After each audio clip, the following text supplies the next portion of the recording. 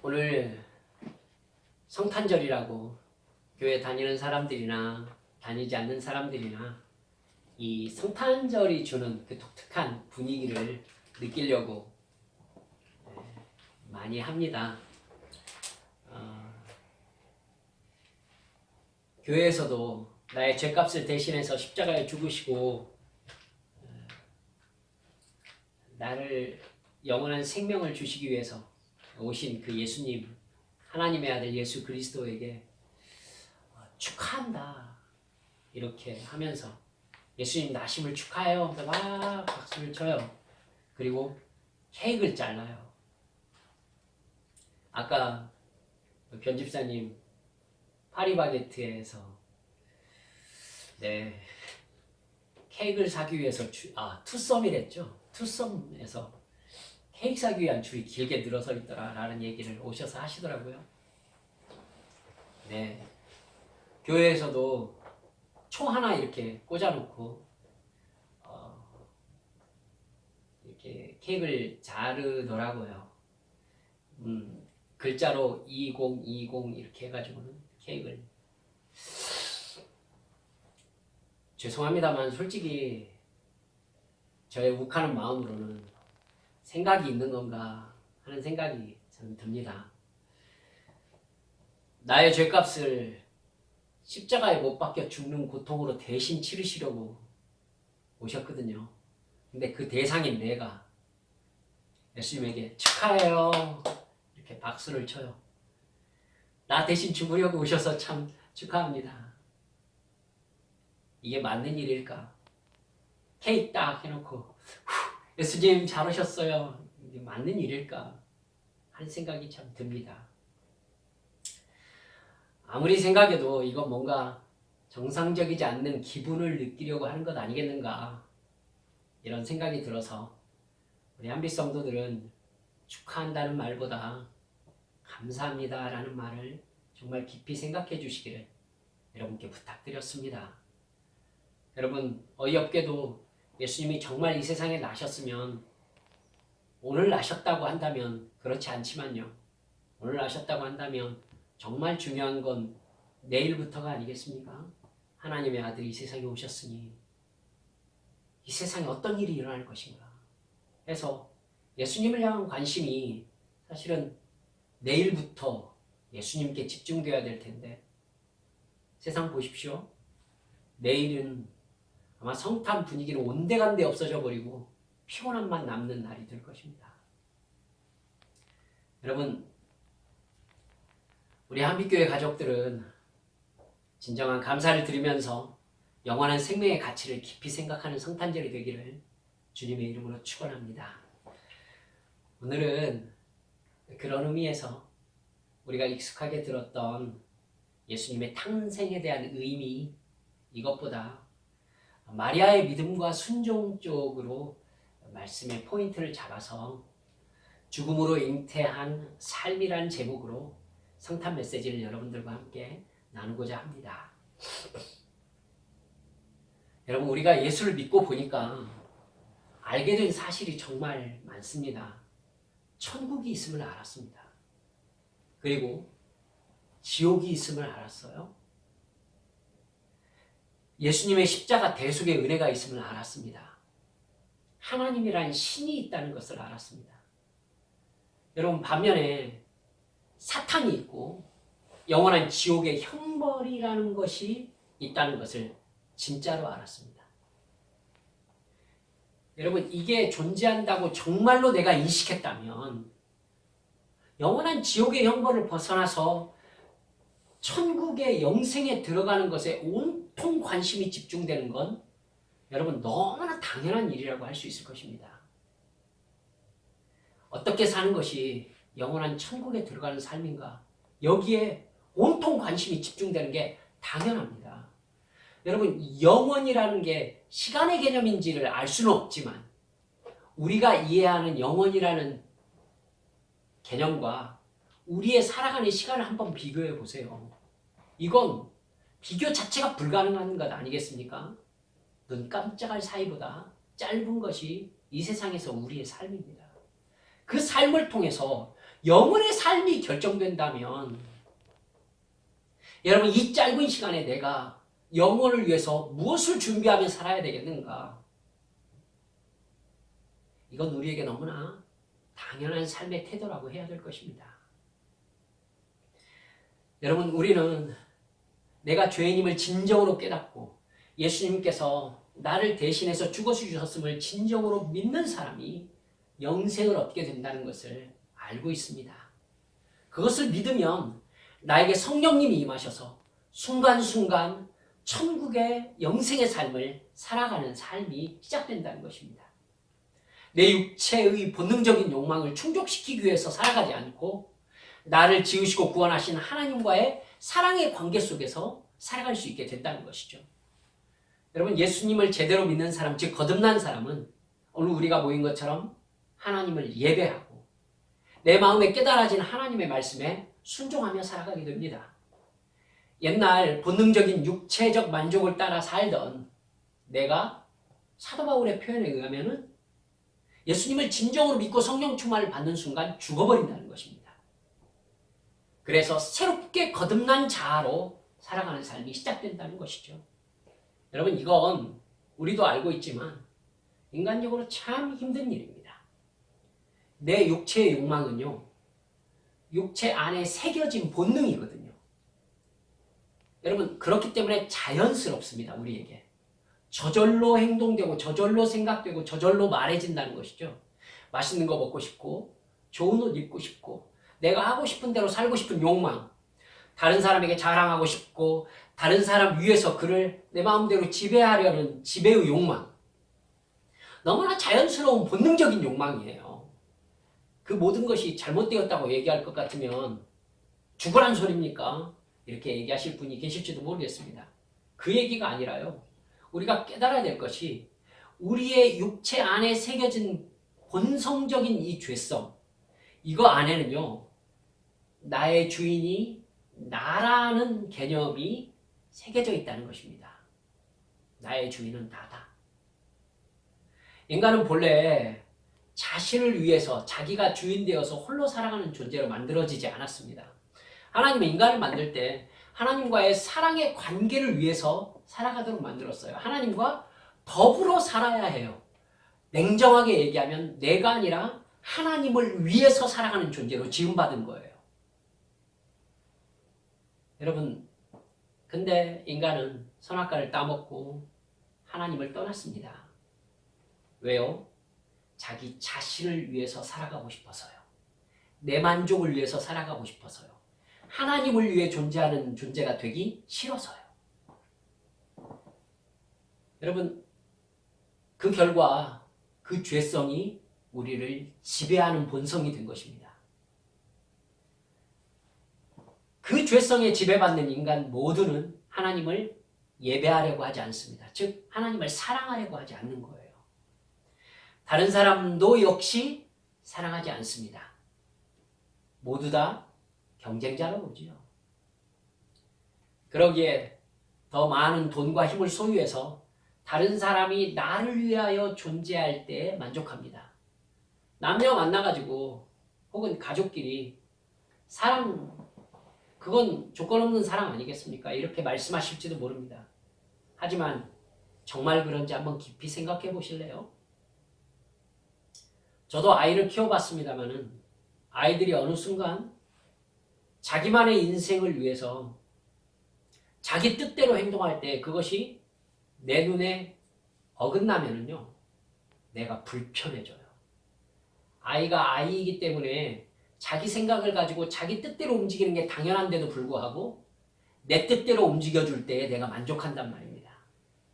아이를 키우는 부모의 조건 없는 마음 속에서도 죄성은 이렇게 강력하게 역사하고 있어요. 그러니 세상에서 살아갈 때는 어떻게 하겠습니까? 애인이 생겨서 서로 사랑한다? 여러분, 애인이 자기를 만족시켜 주어야 행복해요. 내가 힘든 것 애인이 요구하면 싫어요. 역시 사랑 역시 내 만족을 위한 것임을 부인할 수 없는 것이 인간의 본질적인 성향인 것입니다. 여러분, 그 만족을 얻기 위해서 인간은요, 싸우고 거짓말하고 도둑질하고 살인합니다. 돈을 가지면 갑질하면서 돈으로 사람의 존재 의미를 내가 결정하려고 해요.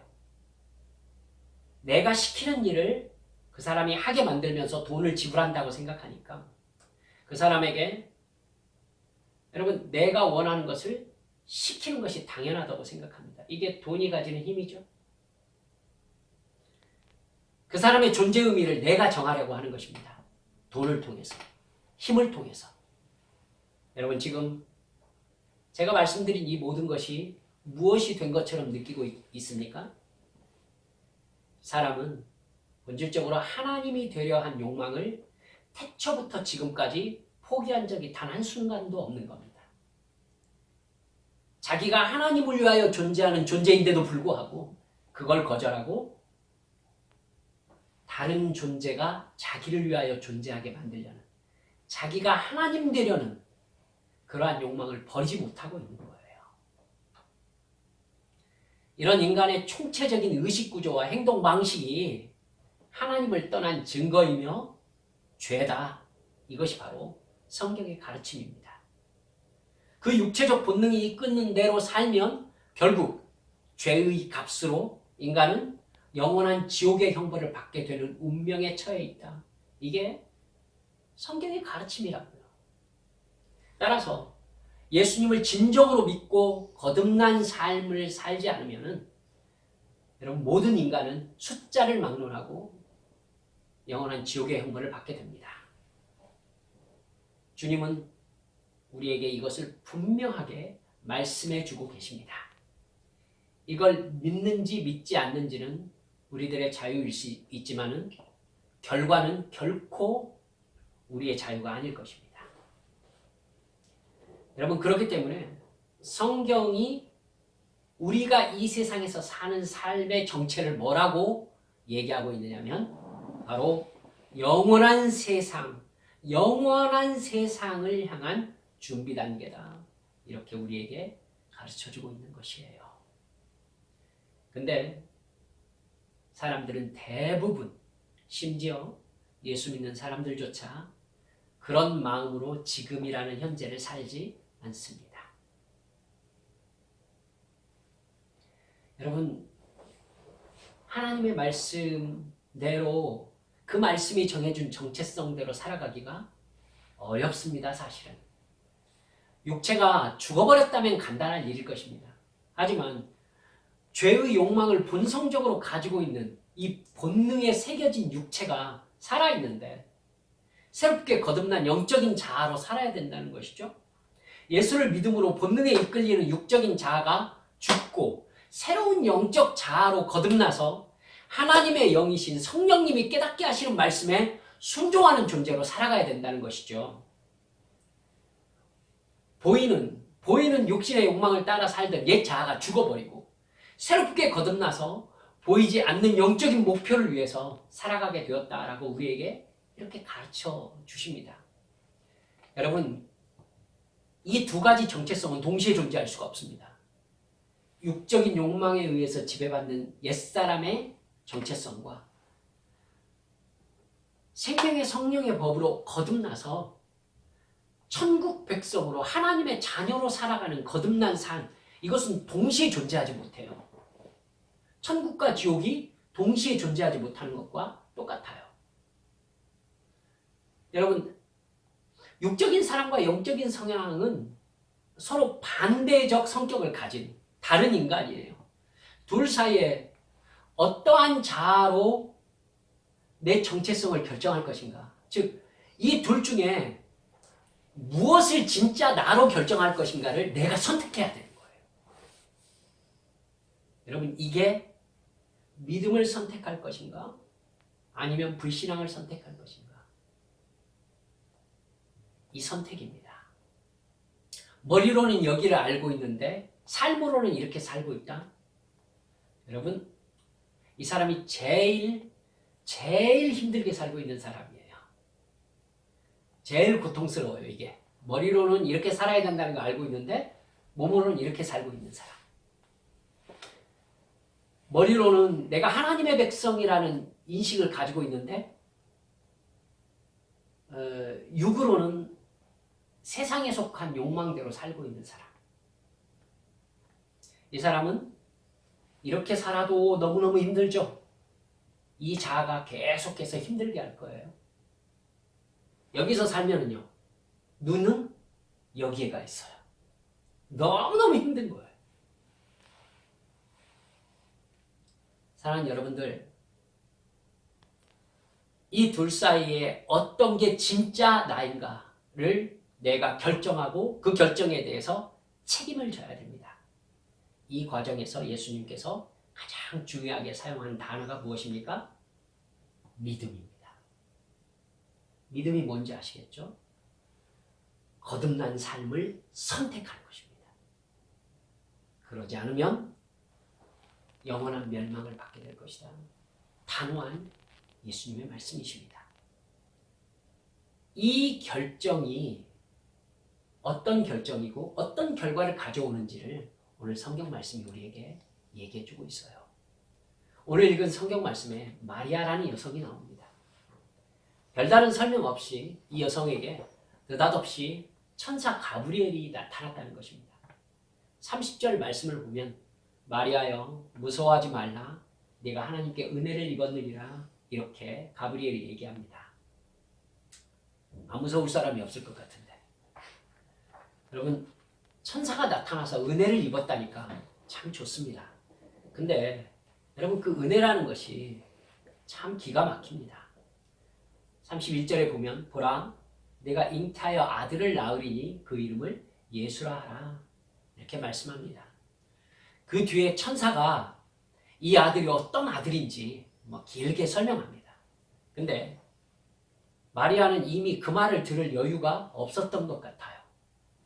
34절에 천사의 말을 다 듣고 난 마리아가 이렇게 다급하게 질문합니다. 나는 남자를 알지 못하니 어찌 이런 일이 있을 수 있습니까? 여러분, 이게 두 가지 의미를 가진 질문입니다. 첫째는 그 일이 일어날 수가 없는 조건입니다.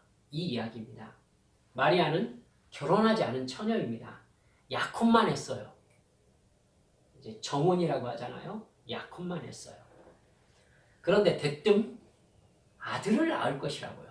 결혼식을 치르지 않은 약혼한 여자인 거예요. 이 약혼한 여자가 아들을 낳을 것이다. 여러분 이건 남자와의 경험이 없기 때문에 불가능한 일이라는 게 마리아의 당연한 생각인 거죠.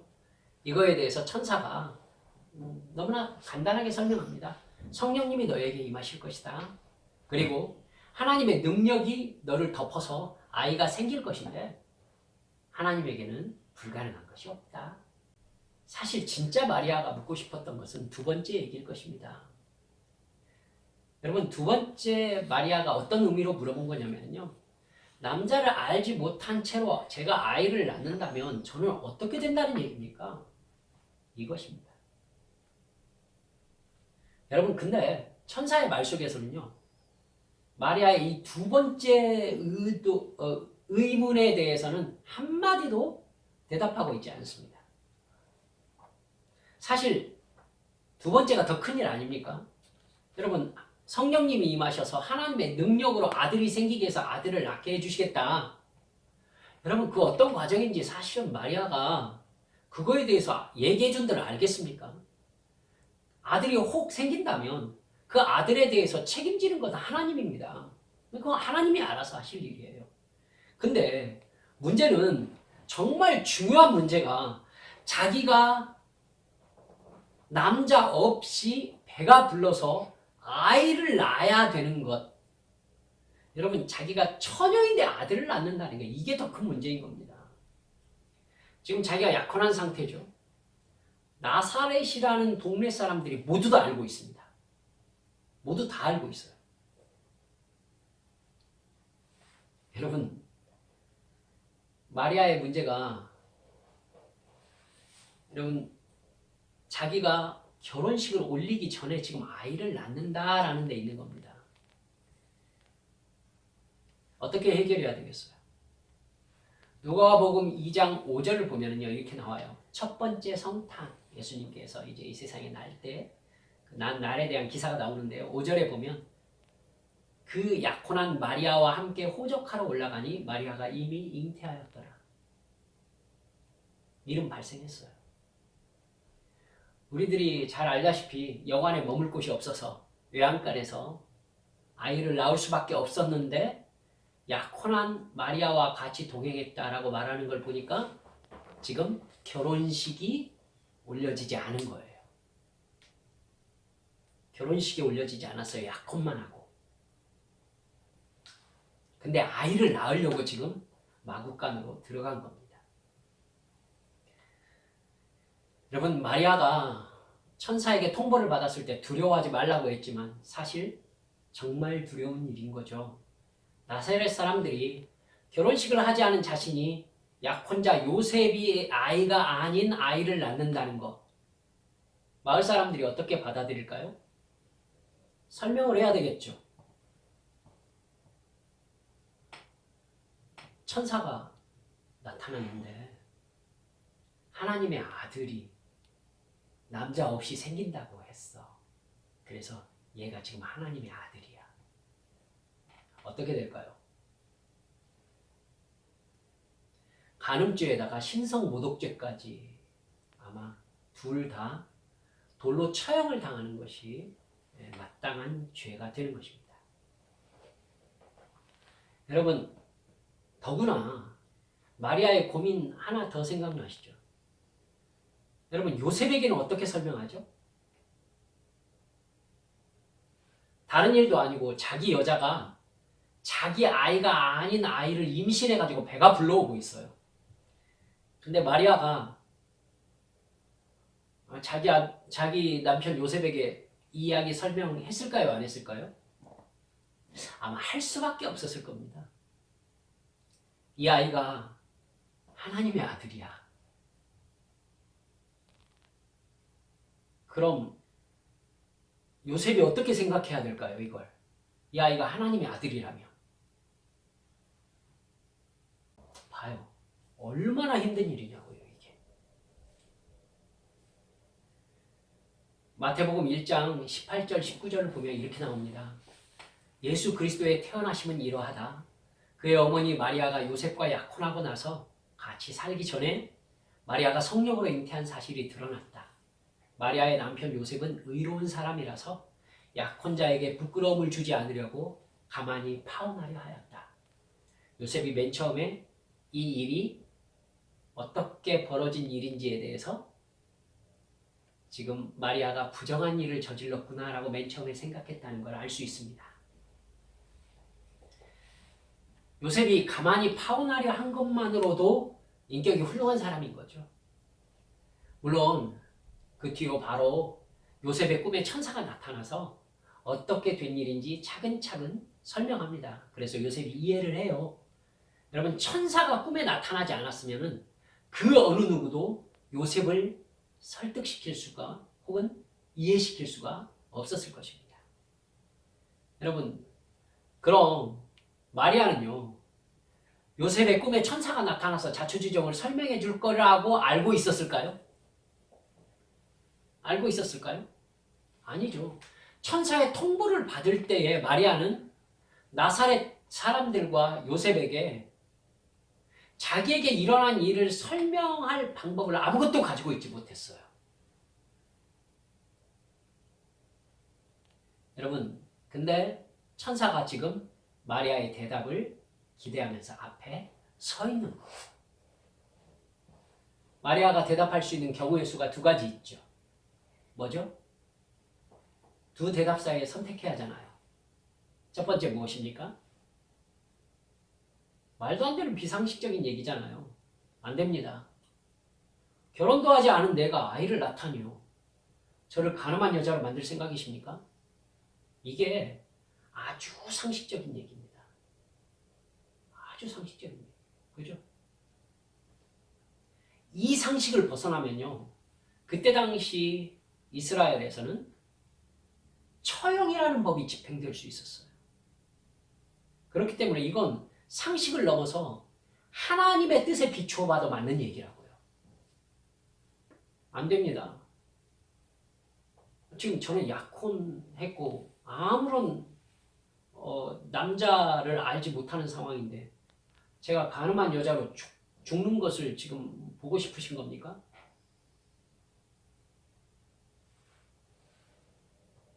여러분, 두 번째 대답은 뭐라고 얘기할 수 있겠어요? 어쩌겠습니까? 뜻대로 하십시오.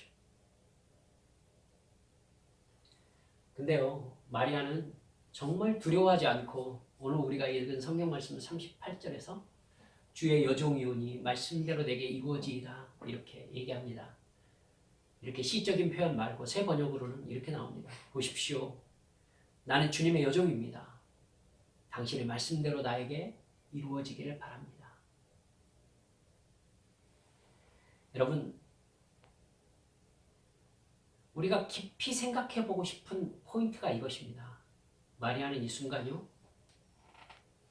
삶을 선택한 것이 아니라 죽음을 선택한 것입니다.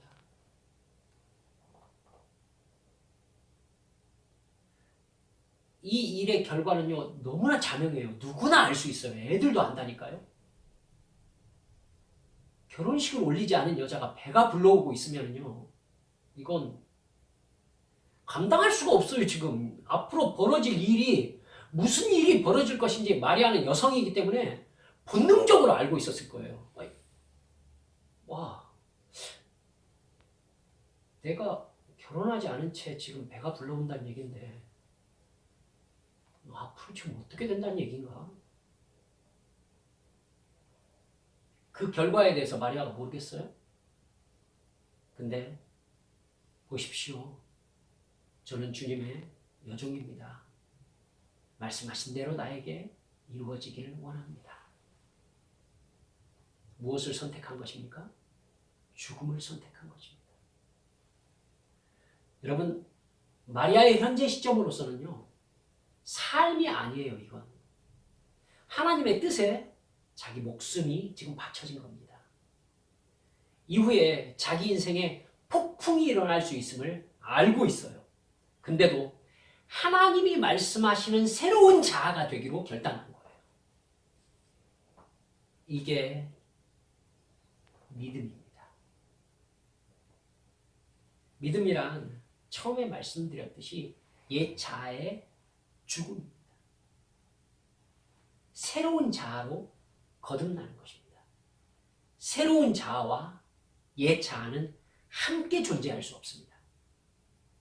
옛 자아로 존재하려면 새로운 자아를 거부해야 되고, 새로운 자아로 옮겨가려면 옛 자아가 죽어야 합니다. 여러분, 새로운 자아로 내 주소가 옮겨졌을 때 어떤 일이 벌어질 것인지 아는 사람이 있습니까? 여러분, 이것이 성경에서 일관된 하나님의 태도인 것을 여러분이 깊이 깨달았으면 좋겠어요. 무슨 일이 벌어질 것인지 예수님을 믿기로 결단하고 성령님의 인도하심을 받아서 주님을 따라 사는 삶에서 무슨 일이 벌어질 것인지 예측이 불가능합니다.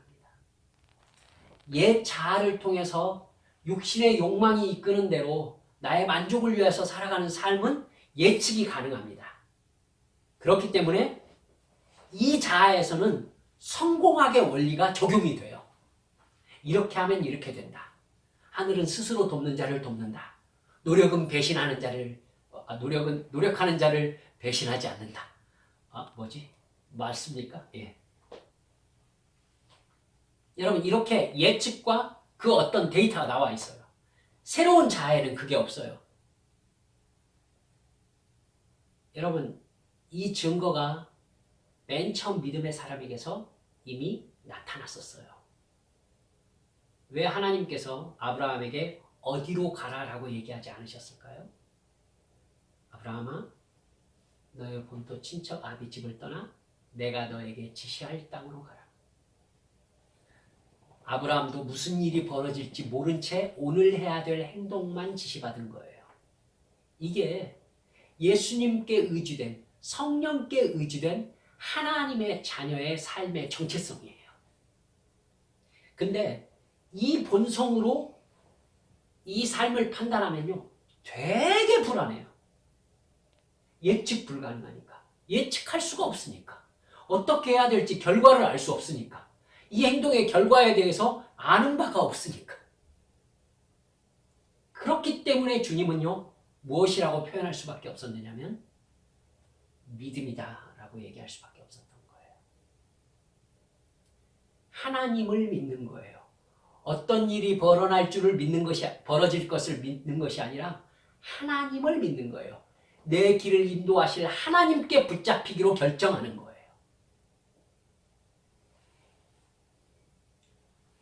사랑하는 여러분들, 이게 옛자의 죽음이고 새로운 거듭난 자아로 옮겨가는 것입니다.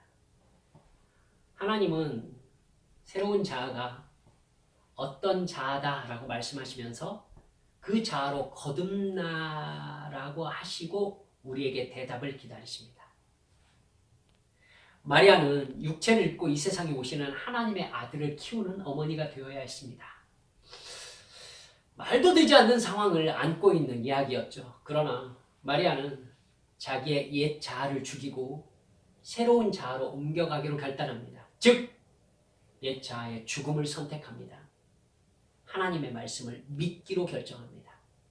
그 말씀에 자기 목숨을 내놓기로 결정합니다. 그게 내가 당신의 여종입니다 라는 뜻입니다. 여러분, 우리가 누구입니까? 하나님의 종입니다. 그렇기 때문에 나의 존재 의미는 하나님께서 결정하십니다. 나를 책임지시는 분은 하나님이십니다. 그러니까 무슨 일이 벌어지고 어떤 의도로 하나님께서 나에게 이런 일을 지시하시는가를 생각하지 않아도 됩니다. 하나님이 하시면 되니까요. 나는 그 관심이 아니라 하나님께서 나에게 시키시는 일을 오늘 순종하는 것이 내 목적이 되는 것입니다. 여러분, 마리아의 그런 허락과 결단을 본 다음에야 가브리엘이 마리아를 떠나갑니다.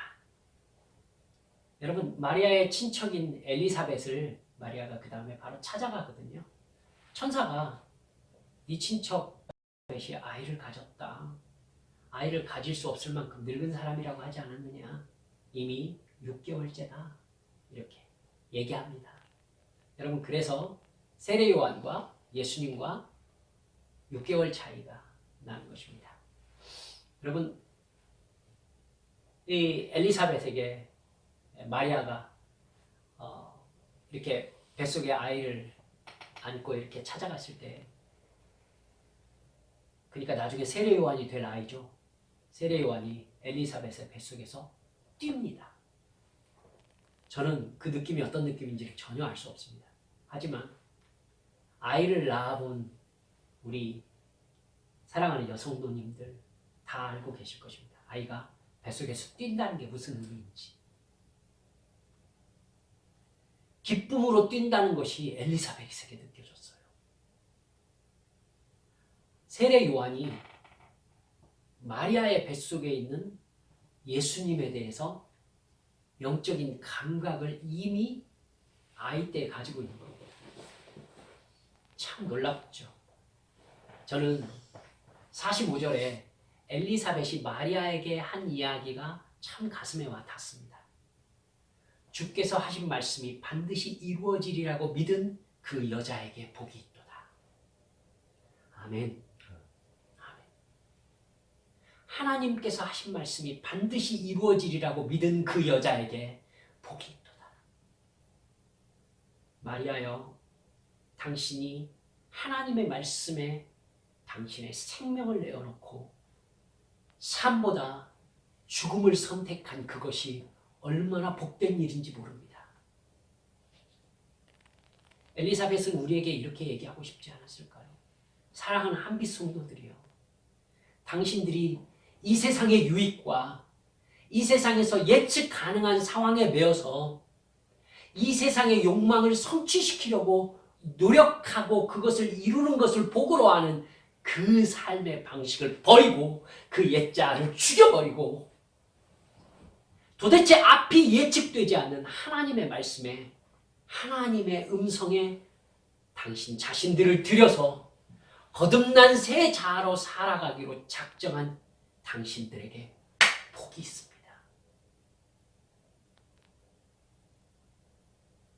여러분, 이것이 예수 믿는 것입니다. 이게 예수 믿는 거예요. 두려워할 것이 없어요.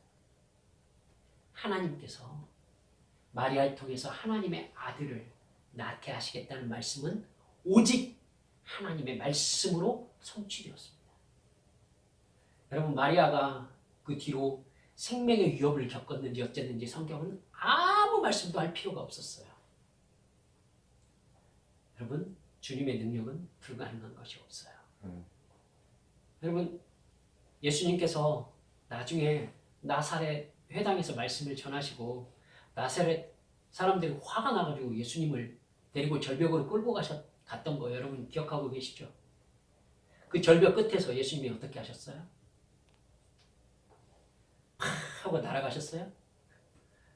그게 아니라 절벽 끝에까지 예수님께서 밀려와가지고요, 돌아서서 그냥 사람들 사이를 통과해서 나오셨어요. 상식적이에요?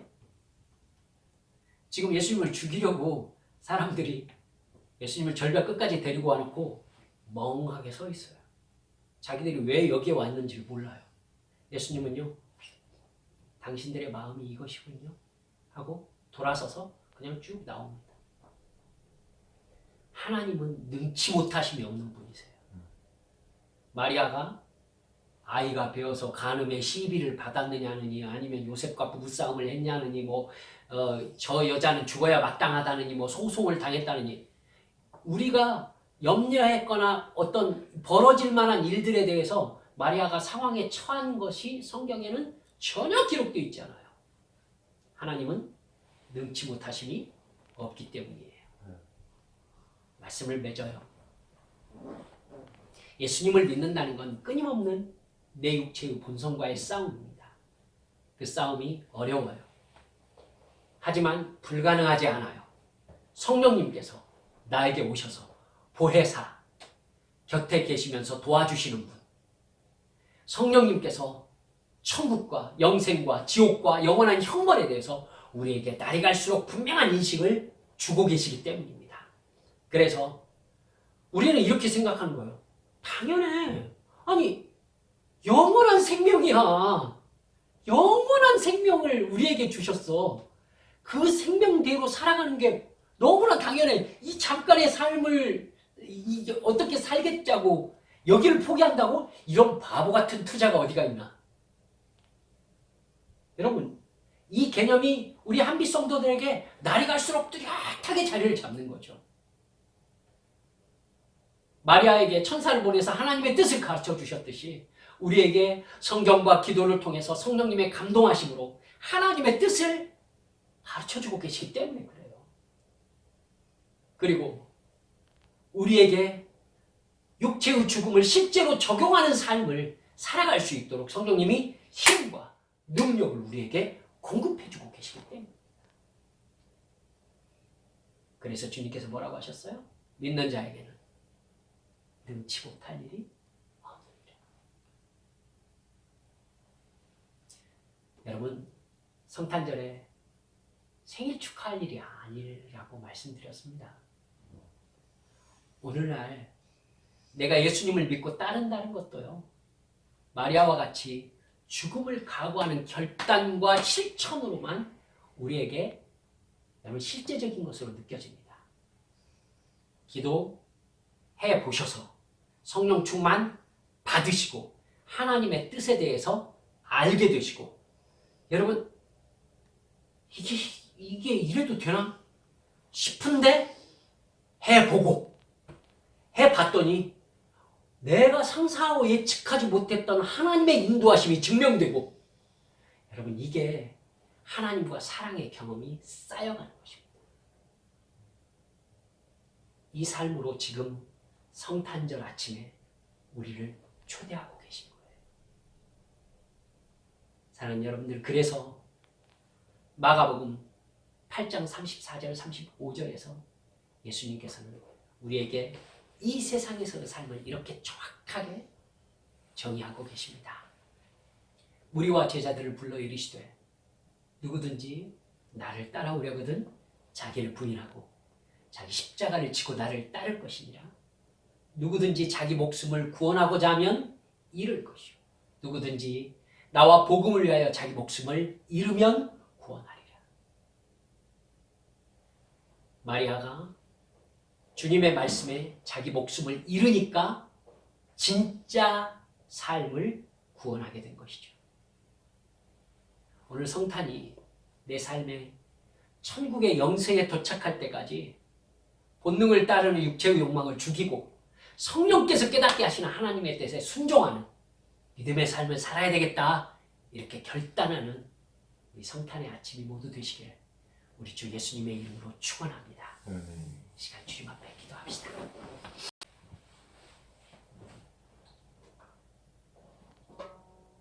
어떻게 생각하세요? 성탄이 여러분 예수님의 이 세상에 나심이 사실은 마리아의 죽음으로 잉태된 것이었습니다. 그래서 오늘 설교 제목을 죽음으로 잉태된 삶이라고 잡았던 것입니다.